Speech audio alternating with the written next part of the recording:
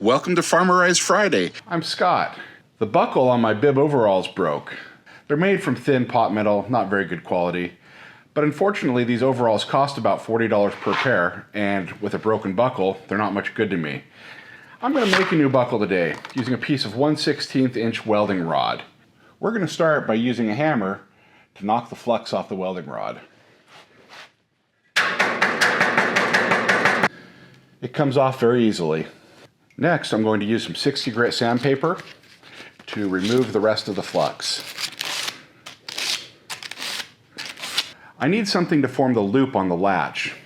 I've got this rusty old gate bolt that I had in my hardware bin. I'll use it. I've got it chalked in a vise, and I'm just going to use this to bend around.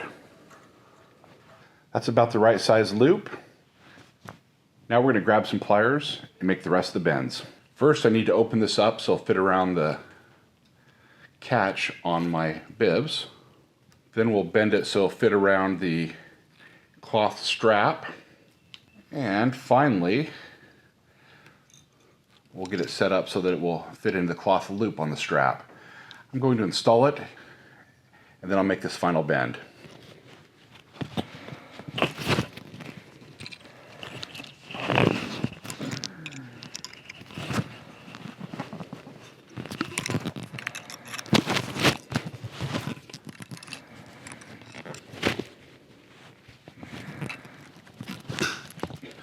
That should work.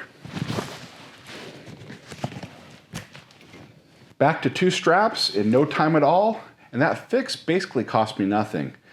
If you prefer to fix stuff instead of replacing it with new stuff, please subscribe to Farmerize Stuff.